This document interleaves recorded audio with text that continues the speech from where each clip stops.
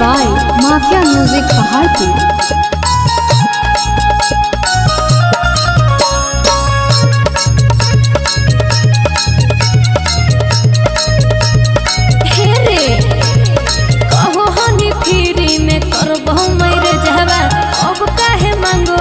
बार बार दहेज हवा देख रे दहेज नहीं मिलता। अरे कहो हनी फ्री में करबो मेरे जहवा अब काहे मांगो हनी बार बार दहेज हवा।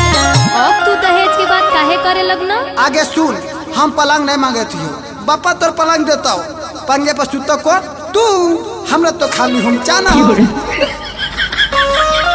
आगे बाबू तोर पलंग दे तुम तो तोरे हक सोना हमरा तो हक छौड़ी खाली हूँ मचा लगे हमरा तो हक छौड़ी खाली हूँ मचा लगे।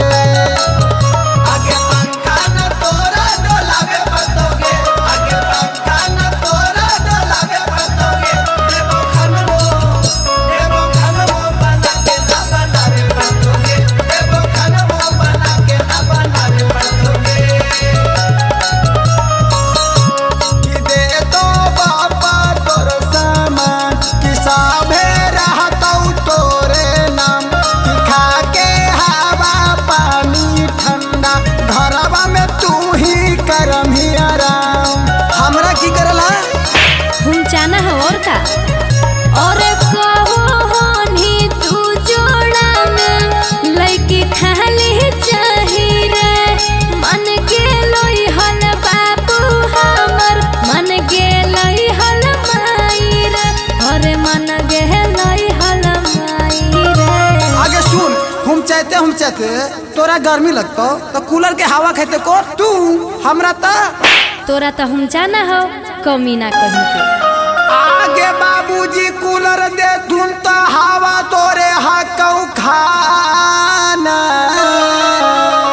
हमरा तो हक छौड़ी खाली हूँ मचा लगे हमरा तो हक छौड़ी खाली हूँ मचा लगे। आगे अपना ले गो मांगली हगाए अपना ले गो मांगली हगाए भोरे भोरे देबो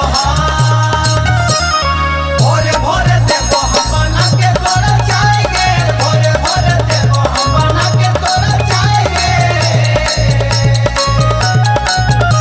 कि मान ले गणेश पांडे के बतिया बिना तिलकवा के करबो न सदिया कि जहिया रहत सुहाग रतिया हमनी के कैसे कटतो रतिया।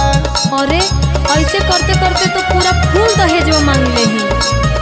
अरे हमारे नममा और के तू तो मंगन ही सारा सामान रे अरे हमारा खातिर तू बता दे की करम ही दान रे अरे की करम ही दान रे।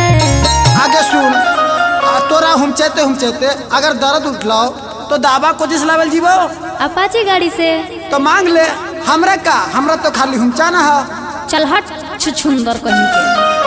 आगे उठतो